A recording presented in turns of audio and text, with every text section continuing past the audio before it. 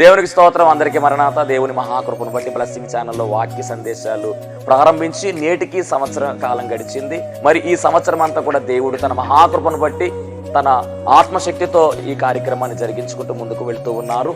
చాలా సంతోషము.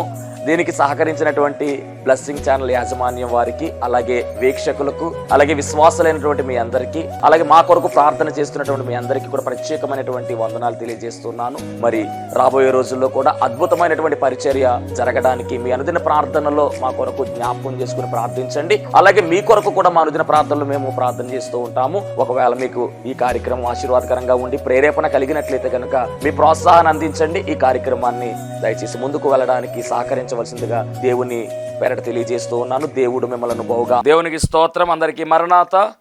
దేవుడు మనకు అనుగ్రహించిన ఈ ప్రాముఖ్యమైన సమయంలో దేవుని వాక్యాన్ని ధ్యానించుకుందాము. ముందుగా పరిశుద్ధ గ్రంథం నుండి దేవుని వాక్యాన్ని చదువుకుందాము. అపోస్తుల కార్యాలు 7వ అధ్యాయము 60వ వచనం. అతడు మోకాళ్ళలోని ప్రభువా వారి మీద ఈ పాపము మోపకుమని గొప్ప శబ్దముతో పలికెను. ఈ మాట పలికి నిద్రించెను. సౌలు అతని చావునకు సమ్మతించెను. మహాపరిశుద్ధుడ, మహాగణుడ, మహిమగల దేవ, ప్రేమస్వరూపి, దయగల యేసు క్రీస్తు ప్రభువాని ఘనమైన నామానికి వందనాలు, స్తోత్రాలు, స్తుతులు చెల్లించుకొనిచున్నాం. మాట్లాడేటటువంటి వాడవు నీవు దేవా. నీ మాటలో శక్తి ఉన్నది, నీ మాటలో ప్రభావము ఉన్నది, నీ మాటలో బలము ఉన్నది దేవా. నీకు వందనాలు. జీవము కలిగినటువంటి నీ జీవవాక్కును ప్రభువా నీ బిడ్డలకును నాకును వినిపించమని, మీరే మహిమ పొందుకోమని త్వరగా పెండ్లి కుమారుడుగా రానయ్యున్న యేసుక్రీస్తు వారి నామములు అడిగి వేడుకొనుచున్నాం పరమ తండ్రి. ఆమెన్. దేవనామమున మీ ಎಲ್ಲರಿಗೂ శుభములు కలుగును గాక. ఆమెన్. అందరూ బాగున్నారమ్మా? దేవుడు మనకు అనుగ్రహించినటువంటి ఈ ప్రాముఖ్యమైనటువంటి సమయాన్ని బట్టి దేవునికే మహిమ కలుగును గాక. మరి ఈ మరణాత మహిమస్వరం అనే ఆధ్యాత్మిక కార్యక్రమాన్ని ప్రతిరోజు కూడా వీక్షిస్తున్నటువంటి మీ అందరినీ కూడా దేవుడు మెండుగా ఆశీర్వదించును గాక. ఆమెన్. చాలా సంతోషము. అనేక మంది ఫోన్ చేసి చెబుతూ ఉన్నారు, వాక్యం చాలా బాగుందండి, మాకు బాగా అర్థమవుతుంది అని చాలామంది చెప్తూ ఉన్నారు. చాలా సంతోషం. పరిశుద్ధాత్మ దేవుడి యొక్క సహాయముతో ఈ కార్యక్రమం జరుగుతూ ఉంది కనుక అర్థమయ్యే విధముగా బోధించే మంచి బోధకుడు ఎవరు అంటే ఆయనే. మరి ఏదేమైనప్పటికీ ఈ వాక్యము వింటున్నటువంటి మీ జీవితాల్లో దేవుడు కార్యాలు జరిగిస్తూ ఉన్నాడు. అనేక మంది ఫోన్ చేసి ప్రార్థన చేయించుకుంటూ ఉన్నారు, అవసరాలు చెప్తూ ఉన్నారు, ప్రార్థన చేస్తూ ఉన్నాం. దేవుడు చేసినటువంటి ప్రార్థనలకు సమాధానం ఇస్తూ ప్రతి ఒక్కరి యొక్క కార్యాలు దేవుడు జరిగిస్తూ ఉన్నారు. ఎంతో సంతోషం. దేవుని నామానికి మహిమ కలుగునుగాక. మరి ఈ యొక్క కార్యక్రమం గమనించినట్లయితే కనుక యూట్యూబ్ ఛానల్లో కూడా మరి నా వర్తమానములు అవైలబుల్గా ఉన్నాయి. మరి నా యొక్క ఛానల్ గురించి నేను మీకు చెప్తూ ఉన్నాను. సామ్యూల్ సుందర్ రెడ్డి పడాల అని కొడితే యూట్యూబ్లో ఛానల్ ఓపెన్ అవుతుంది. దయచేసి సబ్స్క్రైబ్ చేసుకోండి. మంచి వర్తమానాలు ఆ ఛానల్లో చెప్పడం జరిగింది. అన్నీ కూడా పొందుపరిచాం. యూట్యూబ్ ఛానల్ పేరు సామ్యూల్ సుందర్ రెడ్డి పడాల అని మీరు కనుక యూట్యూబ్లో సెర్చ్ చేస్తే మరి ఛానల్ ఓపెన్ అవుతుంది. సబ్స్క్రైబ్ చేసుకోండి. అనేకమైన వర్తమానాలు దాంట్లో ఉన్నాయి. అవన్నీ కూడా వినండి, దేవుని ఆశీర్వాదాన్ని పొందండి. దేవునికి మహిమ కలుగునుగాక.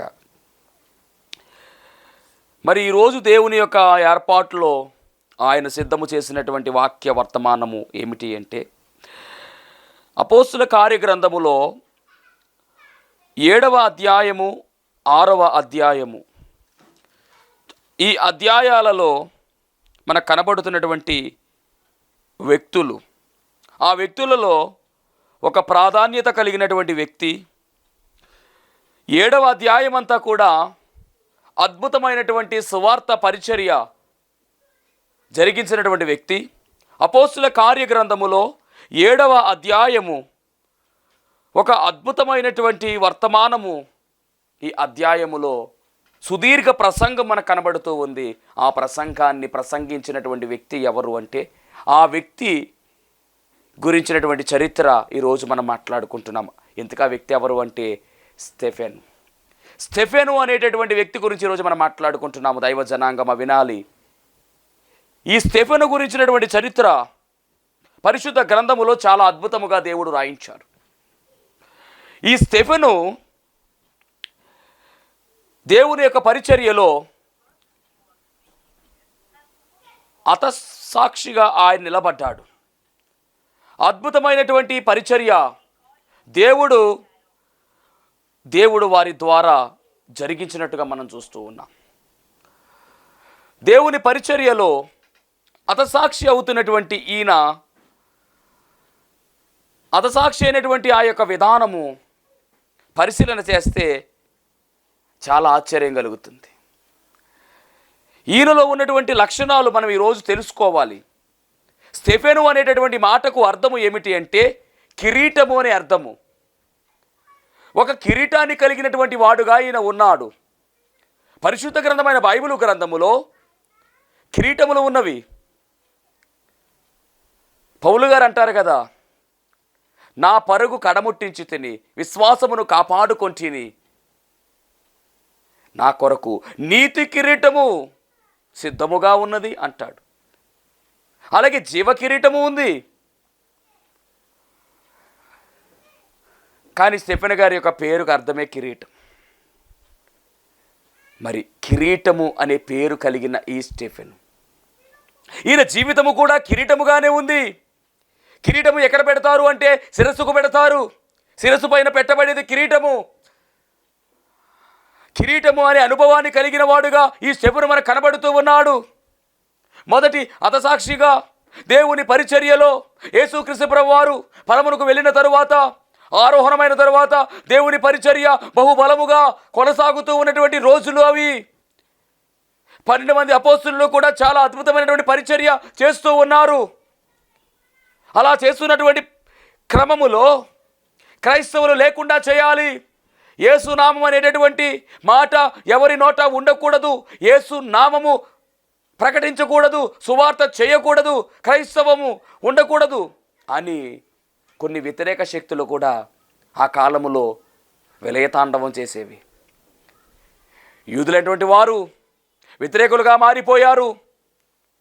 శాస్త్రులు, పరిసయ్యులు, సద్దుకయ్యులు, ప్రధాన యాజకులు వీరందరూ కూడా కొంత వ్యతిరేకంగా ఉన్నారు. హేరోదు రాజు వ్యతిరేకంగా ఉన్నాడు.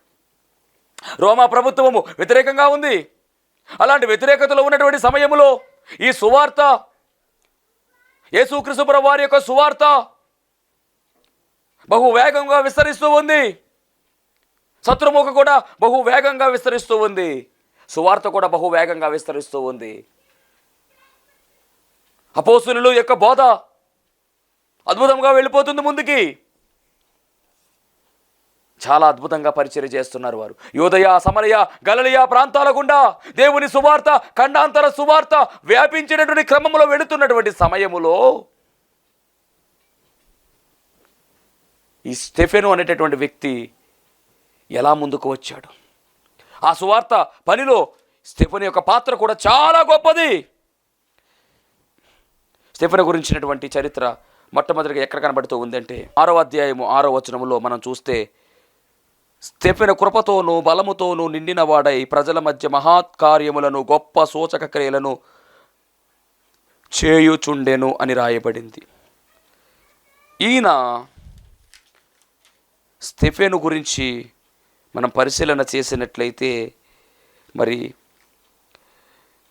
దేవుని పనిలో వాడబడినటువంటి శిష్యులలో ఆత్మతో నింపబడినటువంటి, జ్ఞానముతో నిండుకున్నటువంటి, మంచి పేరు పొందుకున్నటువంటి 7 మనుష్యులను ఏర్పాటు చేయడం జరిగింది. ఒకసారి 6వ అధ్యాయం మనం పరిశీలన చేద్దాం. 6వ అధ్యాయం 1వ వచనం. ఆ దినములలో శిష్యుల సంఖ్య విస్తరించుచున్నప్పుడు అనుదిన పరిచర్యలో తమలోని విధవరాండ్రను చిన్నచూపు చూచిరని ఎబ్రీయుల మీద గ్రీకు భాష మాట్లాడు యూదులు సనుగసాగిరి. అప్పుడు 12 అపోస్తలులు తమ యొద్దకు శిష్యుల సమూహమును పిలిచి, మేము దేవుని వాక్యం బోధించడం మాని ఆహారం పంచిపెట్టుట యుక్తము కాదు. కాబట్టి సహోదరులారా, ఆత్మతోనూ జ్ఞానముతోనూ నిండుకొని మంచి పేరు పొందిన 7 మనుష్యులను మీరు ఏర్పరచుకొనండి. అయితే మేము ప్రార్థన యందును వాక్య పరిచర్య ఎడతెగకయుందుమని చెప్పిరి. ఈ మాట జనసమూహం అంతటికి ఇష్టమైనందున, అంటే ఒక 7 సెలెక్ట్ చేస్తున్నారు దేవుని పరిచర్యకు. వారు ఎలా ఉండాలి అంటే ఆత్మతో నింపబడాలి, జ్ఞానంతో నింపబడాలి, మంచి పేరు పొందుకున్న వారై ఉండాలి. 7గురిని ఏర్పాటు చేశారు. ఆ 7గురులో ఒకరు ఎవరు అంటే స్టెఫెను. మొదటి పేరు కూడా ఎవరిదంటే స్టెఫెనే. ఈ మాట జనసమూహం అందరికీ ఇష్టమైనందున వారు విశ్వాసముతోనూ పరిశుద్ధాత్మతోనూ నిండుకొనిన వాడైన స్టెఫెను, అలాగే ఫిలిప్పు, ప్రొకోరు, నికానోరు, తీమోను, పర్వనాసు, యూదుల మత ప్రవిష్టుడును అంతియొకయుకు వాడైనటువంటి నికోలాసు అను వారిని ఏర్పరిచిరి. వారిని అపోస్తుల యొద్దకు నిలవబెట్టిరి. వీరు ప్రార్థన చేసి వారి మీద చేతులుంచిరి. మొత్తం మీద దేవుని వాక్యము ప్రబలమై శిష్యుల సంఖ్య యెరూషలేములో బహుగా విస్తరించెను. యూదులు అనేక మంది యేసుక్రీస్తు ప్రభువారిని విశ్వసించినట్టుగా బైబిల్ గ్రంథంలో రాయబడింది. ఏదేమైనప్పటికీ దేవుని వాక్యము చాలా అద్భుతముగా మనతో మాట్లాడుతున్న విషయం ఏమిటి అంటే, ఆ దినములలో సువార్త పరిచర్య చాలా బలముగా వేగంగా వెళ్ళిపోతుంది. ఆ వేగంగా వెళుతున్నటువంటి దానిలో ఈ స్టెఫెను పాత్ర కూడా ఉంది. ఆత్మతో నింపబడినటువంటి స్టెఫెను దేవుని కృపతో బలముతో నిండిన వాడై ప్రజల మధ్య మహత్కార్యములు గొప్ప సూచక క్రియలు చేయుచుండెను. అంటే దేవుడు ఇతనిని ఎంత బలంగా వాడుకుంటూ ఉన్నాడో గమనించండి. ఈ స్టెఫెను అనేటటువంటి ఇతను విషయములో నిండుగా అనేటటువంటి మాట ఈయన జీవితములో కనబడుతుంది. ఒక నిండుదనం కనబడుతూ ఉంది. ఏది లోటు లేదు. దేవుని భక్తి విషయములో, దేవుని పరిచర్య విషయములో, ప్రార్థన విషయములో, విశ్వాసం విషయములో, దేవుని పని చేయడములో, అన్ని విషయాల్లో కూడా స్టెఫెను అద్భుతముగా నిలబడ్డాడండి. చాలా ఘనమైనటువంటి పరిచర్య స్టెఫెను చేశాడు. అందుకని స్టెఫెను అనేటువంటి మాట కన్నా నిండుగా అనే మాట ఈయన జీవితంలో మనం చూడొచ్చు. నిండుగా ఫుల్ఫిల్ అయిపోయింది. స్టెఫెన్ లైఫ్ అంతా కూడా ఫుల్ఫిల్ అయిపోయినట్టుగా కనబడుతూ ఉంది. ఈయన స్టెఫెను ఎవరు? అకయలో సువార్తకు ప్రథమ ఫలముగా నుండిన ఒక విశ్వాసిగా ఈ స్టెఫెను కనబడుతూ ఉన్నాడు. మొదటి కొరింథీ పత్రిక కొన్ని మాటలు మీకు జ్ఞాపకం చేసి నేను ముందుకు వెళతాను. కొరింథీలకు రాసినటువంటి మొదటి పత్రిక 1వ అధ్యాయము 6వ వచనం చదువుతాం. 16వ వచనం చదువుతాం. స్టెఫెను ఇంటి వారికి బాప్తిసం ఇచ్చి తిని, వీరికి తప్ప మరి ఎవరికైనాను బాప్తిసం ఇచ్చి తినేమో నేను ఎరుగను అంటూ ఉన్నారు. అంటే గమనించండి, ఎందుకు ఈ వచనం నేను చదివించాను అంటే, బైబిల్ గ్రంథములో మరొక స్టెఫెను కనబడుతున్నాడు.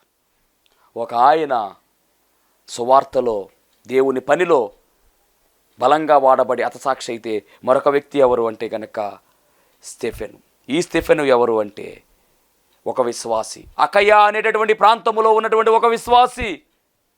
ఈ విశ్వాసి మరి ఇతనికి ఎవరు బాప్తిసం ఇచ్చారు అంటే, ఈ స్టెఫెనుకు ఎవరు బాప్తిసం ఇచ్చారు అంటే సౌలుగా పిలవబడిన పౌలు గారు.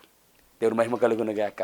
ఒకప్పుడు సౌలు, తర్వాత పౌలుగా పిలవబడినటువంటి ఆయన బాప్తిసం ఇచ్చాడు. ఇతను ఎవరు అంటే కనుక ఒక విశ్వాసిగా కనబడుతూ ఉన్నాడు. ఇతని మరలా 16వ అధ్యాయంలో కూడా మనం చూస్తూ ఉన్నాం. మొదటి కొరింథీ పత్రిక 16వ అధ్యాయము 15-17 వచనాలు. స్టెఫెను ఇంటివారు అకయ యొక్క ప్రథమ ఫలమై ఉన్నారనియో, వారు పరిశుద్ధులకు పరిచర్య చేయుటకు తమను తాము అప్పగించుకొని ఉన్నారనియో మీకు తెలియను. అది కానీ ఇక్కడ చెబుతున్నటువంటి స్టెఫెను, అపోస్తుల కార్యగ్రంథంలో ఉన్నటువంటి స్టెఫెను ఎవరు అంటే 6వ అధ్యాయములో మనకి ఈయన కనబడుతూ ఉన్నాడు. ఆత్మతో నింపబడినటువంటి వాడుగా, జ్ఞానంతో నిండుకున్నటువంటి వాడుగా, మంచి పేరు పొందుకున్నటువంటి వాడుగా ఈ స్టెఫెను కనబడుతూ ఉన్నాడు. ఎంత గొప్ప విషయం! అద్భుతమైనటువంటి పరిచర్య దేవుడు స్టెఫెను గారి ద్వారా జరిగించినట్టుగా మనం చూస్తూ ఉన్నాం. మొట్టమొదటిగా ఈయన ఏర్పాటు విశ్వాసముతో నిండుకున్నటువంటి వాడుగా, పరిశుద్ధాత్మతో నింపబడినటువంటి వాడుగా, ఆత్మతో నిండుకున్నటువంటి వాడుగా, జ్ఞానంతో నిండుకున్నటువంటి వాడుగా, మంచి పేరు పొందుకున్నటువంటి వాడుగా ఈయన కనబడుతూ ఉన్నాడు. అలాగే 8వ వచనములో అపోస్తుల కార్యగ్రంథము 6:8 మనం చూస్తే రాయబడినటువంటి మాట, కృపతోనూ బలముతోనూ నిండుకునేటువంటి వాడిగా ఈయన ఉన్నాడు. గొప్ప సూచక క్రియలు కూడా ఈయన చేసినట్టుగా రాయబడింది. అబద్ధ సాక్షులను ఏర్పాటు చేసుకుని మరి ఈయన మీదకు వచ్చారు, అయినప్పటికీ ఎక్కడ రాజీ పడలేదండి. అద్భుతమైనటువంటి ప్రసంగము. ఈ అపోస్తుల కార్యగ్రంథం 7వ అధ్యాయములో ఒక పెద్ద ప్రసంగము చేశాడండి. డిబేట్లు చేశాడు. ఎలాగున్నాడంటే నిజంగా ఆత్మతో నింపబడినటువంటి వాడుగా, దేవదూత యొక్క ముఖము. 15వ వచనము, సభలో కూర్చున్న వారందరూ అతని వైపు తేరి చూడగా అతని ముఖము దేవదూత ముఖము వలె వారికి కనబడెను. స్టెఫెను మాటల యందును అతడు ఆగుపరిచిన జ్ఞానమును అతని ప్రేరేపించిన ఆత్మను వారు ఎదిరింపలేకపోయేరి. ఎందుకంటే స్టెఫెను ఆత్మతో నింపబడి ప్రసంగిస్తూ ఉన్నాడు. 7వ అధ్యాయంలో స్టెఫెను చెప్పినటువంటి మాటలు మనం పరిశీలన చేస్తే అబ్రహాము పిలుపు గురించి మొదలుపెట్టాడండి. ఇస్సాకును పిలిచిన విధానము, యాకోబు విషయములై, యోసేపు గురించి, మోషే గురించి, దావీదు గురించి, సొలొమోను గురించి, మందిరము గురించి ఎంతో చక్కగా అబ్రహాము దగ్గర మొదలైనటువంటి ప్రసంగము మందిరము దాకా వెళ్ళిపోయింది. గమనించారా? దేవుడు అబ్రహామును పిలుచుకున్నాడు, ఇస్సాకుని ఏర్పాటు చేసుకుని, యాకోబుని ఏర్పాటు చేసుకుని, మోషేను, యోసేపును ఫలించే కొమ్మగా నిలవబెట్టి ఆ జనాంగాన్ని తీసుకుని ఐగుప్తు దేశంలో పెట్టి అక్కడి నుంచి వారిని విడిపించడానికి దేవుడు మోషేని ఏర్పాటు చేసుకుని, వారిని పరిపాలించడానికి దావీదుని ఏర్పాటు చేసుకుని, ఆ తర్వాత సొలొమోన్ని ఏర్పాటు చేసుకుని, తర్వాత మందిరం ఏర్పాటింది. ఈ మందిరం కట్టిన విధానం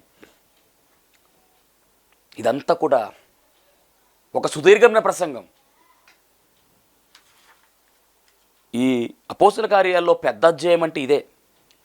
అంటే అంత సుదీర్ఘమైన ప్రసంగము చేసినటువంటి మహాగణుడుగా ఈయన కనబడుతున్నాడు. అంత మాత్రమే కాదండి, 51వ వచనంలో ఒక మాట అంటాడు, ముష్కరులారా, హృదయములను చెవులను దేవుని వాక్యమునకు లోపరచనొల్లని వారలారా, మీ పితరుల వలె మీరును ఎల్లప్పుడూ పరిశుద్ధాత్మను ఎదిరించుచున్నారు. మీ పితరులు ఎదిరించారు, మీరు కూడా ఎదిరిస్తున్నారు. జాగ్రత్త, ఎదిరించొద్దు. ప్రతి విషయంలో క్షమాపణ ఉంది, కానీ ఆత్మ విషయంలో క్షమాపణ లేదు. పరిశుద్ధాత్మను దుఃఖపరిచే వారముగా మనం ఉంటే దానికి క్షమాపణ లేదు, గమనించండి అని ఈ స్టెఫెన్ గట్టిగా మాట్లాడాడండి. ఈరోజు ఈ స్టెఫెన్లో నుంచి ఒక 6 విషయాలు నేను మీకు తెలియజేస్తాను. ఈ 6 విషయాలు కూడా మనం కలిగి ఉండాలి. మొదటిగా స్టెఫెన్లోంచి మనం నేర్చుకునేటువంటి మొదటి విషయం ఏమిటి అంటే, స్టెఫెను మంచి పేరు కలిగినటువంటి వాడుగా పిలువబడ్డాడు. మంచి పేరు. ఈరోజు మరి మనం ఎలాంటి పేరు కలిగి ఉన్నాం? యేసుక్రీస్తు ప్రభువారి యొక్క బిడ్డలుగా పిలువబడుతున్నటువంటి మనము, ఆయన పిల్లలుగా ఉన్నటువంటి మనము ఏ పేరు కలిగి ఉన్నాం? ఏ సాక్ష్యం కలిగి ఉన్నాం? ఎలా జీవిస్తూ ఉన్నాం? గత జీవితము, పాత జీవితము, రోత జీవితం అది. ప్రభువు మనలో లేనటువంటి జీవితం అది. ఇప్పుడు ప్రభువును కలిగి ఉన్నాము కదా, మరి నీ పేరు ఎలా ఉంది? సామెతల గ్రంథము 22వ అధ్యాయము 1వ వచనం చూస్తే, గొప్ప ఐశ్వర్యము కంటే మంచి పేరును, వెండి బంగారముల కంటే దయను కోరదగినవి. మంచి పేరు దేనికంటే? గొప్ప ఐశ్వర్యము కంటే మంచి పేరు, వెండి బంగారముల కంటే దయయు కోరదగినవి. కాబట్టి మంచి పేరు మనం కలిగి ఉండాలి. ఐశ్వర్యము కంటే మంచి పేరు ఉండాలి అని దేవుడు కోరుకుంటూ ఉన్నాడు. అలాగే ప్రసంగి గ్రంథం 7వ అధ్యాయం 1వ వచనము, సుగంధ తైలము కంటే మంచి పేరు మేలు. సుగంధ తైలము కంటే మంచి పేరు. మరి మంచి పేరు కలిగి ఉన్నారా? యేసుక్రీస్తు ప్రభువారిని కలిగినటువంటి మనము మంచి పేరు కలిగి ఉండాలి, మంచి సాక్ష్యము కలిగి ఉండాలి. ఆ విధంగా మనం ముందుకు వెళ్ళాలి. ఇక రెండవదిగా నిండుకొనినవాడండి అతను. ఏమి నిండుకున్నవాడు అంటే, ఒకటి ఆత్మతో నింపబడినవాడు, ఆత్మతో నిండినవాడు. 2 జ్ఞానముతో నిండుకున్నవాడు. 3వది విశ్వాసముతో నిండుకున్నవాడు. 4వది కృపతోనూ బలముతోనూ నిండుకున్నవాడిగా పరిశుద్ధ గ్రంథంలో మనం చూస్తూ ఉన్నాం. కాబట్టి ఆత్మతో మనం నిండుకోవాలి, ఆత్మతో మనం నింపబడాలి. ఎందుకు అంటే, ఆత్మ లేనివాడు నావాడు కాదు అని దేవుని వాక్యం సెలవిస్తూ ఉంది. బాప్తిసాన్ని పొందుకున్నటువంటి మనము పరిశుద్ధాత్మను కూడా పొందుకోవాలి. నీటి బాప్తిస్మము దైవజనుడి ద్వారా దేవుడు ఇచ్చాడు మనకు. మరి ఆత్మ బాప్తిస్మము లేదా అగ్ని బాప్తిస్మము ఎవరిస్తారు అంటే స్వయముగా యేసు క్రీస్తు ప్రభువారే ఇస్తారు. ఎలా ఇస్తారు అంటే, అయ్యా నాకు ఆత్మను దయచేయి ప్రభువా, ఆత్మలో నన్ను నిలబెట్టు ప్రభువా, నీ ఆత్మ నాకు అనుగ్రహించు, నీ ఆత్మతో నన్ను నింపు ప్రభువా అని అడగాలి. ఆత్మను పొందుకున్నటువంటి మనము ఆత్మలో ఆనందించాలి.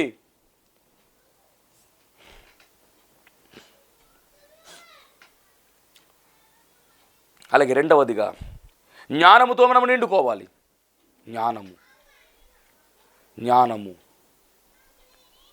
మీలో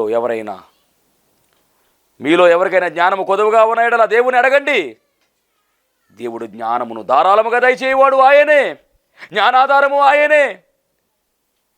ఆయన దగ్గర జ్ఞానము గుప్తమై ఉన్నది అని దేవుని వాక్యము సెలవిస్తూ ఉంది. కాబట్టి జ్ఞానము కావాలి. ఇప్పుడు ఈ స్టెఫెను జ్ఞానముతో నింపబడ్డాడు. ఎంత జ్ఞానము అంటే దైవ వాక్యాన్ని చక్కగా ప్రకటించినటువంటి జ్ఞానము. 2 ఆత్మతో నింపబడ్డాడు.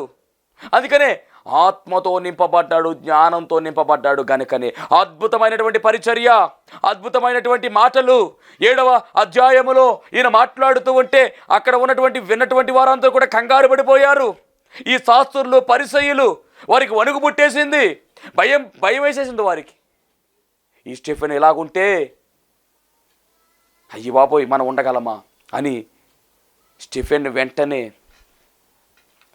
రాళ్ళతో కొట్టి చంపేశారు. ఇంత జ్ఞానం ఎలా వచ్చింది? దేవుడిచ్చాడు. ఆత్మతో నింపబడ్డాడు. అందుకనే నిండుకొనిన వాడండి. దేంతో? ఆత్మతో. 2 జ్ఞానముతో. 3వది విశ్వాసముతో నింపబడ్డాడు ఈయన. మనము కూడా విశ్వాసముతో నింపబడాలి. విశ్వాసము లేకపోతే దేవునికి ఇష్టలేట అసాధ్యము. ఉందా విశ్వాసము నీలో? ఎన్ని పర్యాయాలు అవిశ్వాసిగా మారిపోతావు. అవిశ్వాసులు పరలోక రాజ్యంలోనికి వెళ్ళలేరు. కొన్ని సందర్భాల్లో చాలా విశ్వాసం మనలో ఉంటుంది, కొన్ని సందర్భాల్లో విశ్వాసం కోల్పోతూ ఉంటాం. అసలు అలా ఉండకూడదు. ఎనీ టైం విశ్వాసము కలిగి ఉండాలి. విశ్వాసముందు సిరులుగా ఉండాలి. మనము విశ్వాసము కలిగి మనము జీవించాలి. విశ్వాసములో స్థిరత్వం కలిగి మనం జీవించాలి. మరి అట్టి కృపలో మనం ముందుకు వెళ్ళాలని దేవుని వాక్యం సెలవిస్తుంది. అంత మాత్రమే కాదు, కృపతోనూ బలముతో కూడా నింపబడ్డాడు ఈయన. నిండుకొనిన వాడుగా కనబడుతున్నాం. 1 మంచి పేరు పొందుకున్నవాడుగా, 2వది నిండుకొన్నవాడుగా. ఆత్మతో నిండుకున్నాడు, జ్ఞానముతో నిండుకున్నాడు, విశ్వాసముతో నిండుకున్నాడు, కృపతో నిండుకున్నాడు, అలాగే బలముతో నిండుకున్నాడు.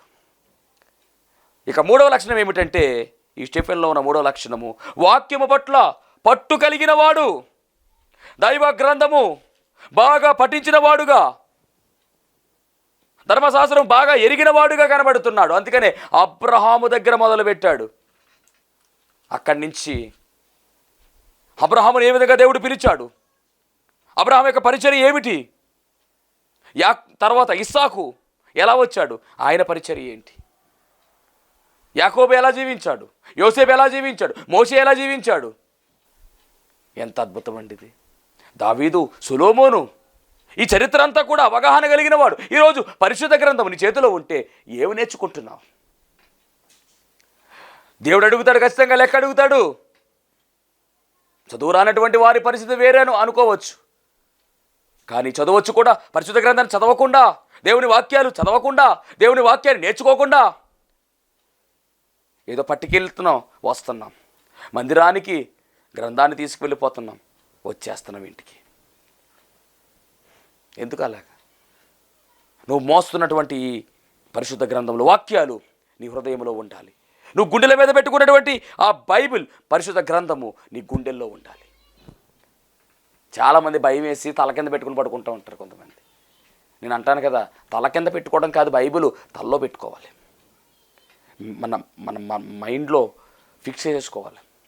గుండెల మీద ఎలా పెట్టుకుని వెళ్తూ ఉంటాం, గుండెల మీద కాదు, గుండెల్లో పెట్టుకోవాలి. నీ హృదయం అంతా వాక్యముతో నింపబడాలి, వాక్యంతో కడగబడాలి, వాక్యంతో ఉదక స్నానం చేయబడాలి. ఈ వాక్యము నా పాదములకు దీపము, నా త్రోవకు వెలుగురయ్యున్నది అంటాడు దావీదు. అయ్యా, నీ ఎదుట నేను పాపము చేయకున్నట్లు వాక్యముతో నింపబడి ఉన్నానయ్యా. అవును, ఇక్కడ వాక్యం పట్ల పట్టు కలిగిన వాడుగా ఎందుకు ఉన్నాడు అంటే ఈయన వాక్యంతో నింపబడ్డాడు. పరిశుద్ధ గ్రంథములో ఉన్న విషయాలు అర్థం చేసుకుంటున్నావా? గ్రహించుకుంటున్నావా? నెమరు వేసుకుంటున్నావా? చదువుతున్నావా? పఠిస్తున్నావా? బిడ్డలను చదివిస్తున్నారా? మహోన్నత విద్య ఇది. వాక్యము బాగుగా మనము చదవగలిగితే మన జీవితంలో కార్యాలు బాగుగా జరుగుతాయి. బహుగా కార్యాలు జరగాలి అంటే నువ్వు బహుగా ప్రార్థన చేయాలి. అంత మాత్రమే కాదు, దైవ లేఖనాలను పఠించాలి. వాగ్దానాలు ఎత్తి ప్రార్థన చేయాలంటే వాగ్దానాలు రావాలంటే చదవాలి. ఈ స్టెఫెను వాక్యం పట్ల మంచి పట్టు కలిగిన వాడుగా కనబడుతున్నాడు. ఇక 4వదిగా ఇతను దేవుని చూచే అనుభవం కలిగిన వాడుగా ఉన్నాడు. రాయబడిన మాట అపోస్తుల కార్యగ్రంథం 7వ అధ్యాయము. ఆ రోజు ఈ స్టెఫెను మాట్లాడుతూ ఉంటే అక్కడున్న ప్రజలందరూ కూడా కంగారు పడిపోయి ఏం చేశారంటే రాళ్లతో స్టెఫెను కొట్టేస్తున్నారండి. చూద్దాం 7వ అధ్యాయం 54. వారి మాటలు విని కోపముతో మండిపడి అతనిని చూచి పండ్లు కొరికిరి. అయితే అతడు పరిశుద్ధాత్మతో నిండుకొనిన వాడే ఆకాశం వైపు తేరు చూచి దేవుని మహిమను యేసు దేవుని కుడిపార్శ్వమందు నిలిచియుండుటయు చూచి దేవుని మహిమ చూచాడు. అలాగే యేసుక్రీస్తు ప్రభు వారిని కూడా చూచాడు. ఎక్కడ ఉన్నాడు యేసుప్రభు అంటే దేవుని కుడిపార్శ్వమందు కూర్చున్నాడు. ఆకాశం తెరవబడుటయు మనిషి కుమారుడు దేవుని కుడిపార్శ్వమందు నిలిచియుండుటయు చూచుచున్నానని చెప్పాను. అంటే దేవుని చూచే అనుభవము పబ్లిక్గా చెప్తున్నాడు. ఈయన భూమి మీద ఉండి పరలోకములో ఉన్న దేవుని చూస్తూ ఉన్నాడు. ఎంత గొప్ప ధన్యత! చూచే నేత్రాలు కలిగిన వాడు, దేవుని చూచే అనుభవం కలిగిన వాడు. ఇది 4వ అనుభవము. ఇక 5వదిగా అందరూ రాళ్లతో కొట్టేస్తున్నారు. బాధలో ఉండి కూడా, కష్టంలో ఉండి కూడా దేవునికి మొర్ర పెడుతూ ఉన్నాడండి. ఇది 5వ లక్షణం. 59వ వచనము. ప్రభువుని గూర్చి మొర్ర పెట్టుచు యేసు ప్రభువా నా ఆత్మను చేర్చుకొనమని స్టెఫెను పలుకుచుండగా, అబ్బా, యేసయ్య శిలువ మ్రాను మీద చేసినటువంటి ప్రార్థన, చేసినటువంటి మనవి, నా ఆత్మనికి అప్పగించుకొనిచున్నాను. ఎంత గొప్ప ధన్యత! ఈయన కూడా అదే పందాలో వెళుతున్నాడు, మొర్ర పెడుతూ ఉన్నాడు. బాధలో కూడా, శ్రమలో కూడా, కష్టంలో కూడా మొర్ర పెడుతుంది. ఇక 6వదిగా మోకాళ్ళుని ఆయన అంటున్నటువంటి మాట, గొప్ప శబ్దముతో చెబుతున్నటువంటి మాట. అతడు మోకాళ్ళుని ప్రభువా వారి మీద ఈ పాపము మోపకుమని గొప్ప శబ్దముతో పలికెను. ఈ మాట పలికి నిద్రించెను. అంటే శత్రువులను కూడా క్షమించినటువంటి వ్యక్తిగా ఈయన కనబడుతున్నాడు. 6 లక్షణాలు ఉన్నాయండి. అందుకనే స్టెఫెను ఎలాంటి వాడంటే నిండుదనము కలిగిన వాడు, నిండుకొనినవాడు. 1 మంచి పేరు కలిగిన వాడు. 2వది నిండుకొనినవాడు, ఆత్మతోనూ జ్ఞానముతోనూ విశ్వాసముతోనూ కృపతోనూ బలముతోనూ నిండుకున్నవాడు. 3వదిగా వాక్యం పట్ల ఆసక్తి కలిగిన వాడు, పట్టు కలిగిన వాడు. 4వదిగా దేవుని చూచే అనుభవం కలిగిన వాడు. 5వది మొర్ర పెట్టే లక్షణము కలిగిన వాడు. ఆపదలో కూడా మొర్ర పెట్టాడు. 6వదిగా మోకాళ్ళుని తన్ను కొడుతున్నటువంటి వారిని కూడా, తన్ను బాధ పెడుతున్నటువంటి వారిని కూడా, తన్ను చంపేయడానికి ముందుకు వచ్చినటువంటి వారిని కూడా క్షమించమని దేవుడికి ప్రార్థన చేశాడు. మరి ఇలాంటి లక్షణాలు స్టెఫెన్లో ఉన్నాయి. మరి మనలో కూడా ఎలాంటి లక్షణాలు ఉండాలి? ఈ లక్షణాలు కలిగి ఎగిరి మేఘమెక్కే ధన్యత దేవుడు మనందరికీ అనుగ్రహించునుగాక. ఆమేన్. మహాపరిశుద్ధుడా నీకు వందనాలు, స్తోత్రాలు. ప్రభువా, ఇదిగోనైనా స్టెఫెను జీవితంలో జరిగినటువంటి వృత్తాంతము మీరు మాతో మాట్లాడి ఉన్నారు. దేవాని పరిచర్యలో ఒక గొప్ప సాక్షిగా కనబడుతున్నటువంటి స్టెఫెను గురించి నాయన 6 విషయాలు మీరు మాతో మాట్లాడారు. ఈ 6 విషయాలు కూడా ప్రభు మేము గ్రహించుకుని ముందుకు సాగే ధన్యత మాకు దయచేయమని, నీ బిడ్డలను దీవించండి, ఆశీర్వదించండి, వారి జీవితాల్లో నూతన కార్యాలు జరిగించమని యేసు నామములో అడుగుచున్నాం పరమ తండ్రి. ఆమేన్. అందరికీ మరణాత స్తోత్రం. అందరికీ వందన మరణాత తెలియజేస్తున్నాను. మరణాత మహిమస్వరం అనే ఆధ్యాత్మిక కార్యక్రమాన్ని వీక్షిస్తున్న మీ అందరికీ కూడా మరొక పర్యాయము ప్రభు పేర వందన మరణాత తెలియజేస్తూ ఉన్నాను. మరి ఈ కార్యక్రమము ఎంతో ఆశీర్వాదంగా ఉందని, ఈ కార్యక్రమం ద్వారా ఎన్నో మేలు పొందుకున్నామని మరి మీరు అందరూ కూడా ఫోన్ కాల్ చేస్తూ ఉన్నారు. చాలా సంతోషము. ఎన్నో అద్భుత ఆశ్చర్యకార్యాలు దేవుడు ఈ కార్యక్రమం ద్వారా జరిగిస్తూ ఉన్నారు. దేవుని నామమునికి మహిమ కలుగునుగాక. మరి మీరు చూస్తున్నటువంటి ఈ యొక్క షెడ్ గురించి గతంలో మీకు చెప్పడం జరిగింది.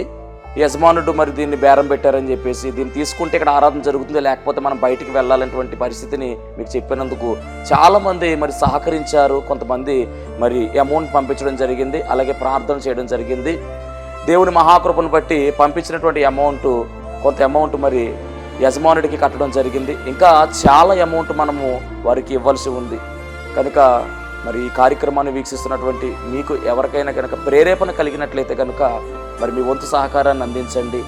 ఈ దేని సేవకునికి మీ యొక్క సహకారం అందించి ఈ సేవను మరి ముందుకు వెళ్ళేలాగా సహకరించవలసిందిగా ప్రభు పేరు తెలియజేస్తూ ఉన్నాను.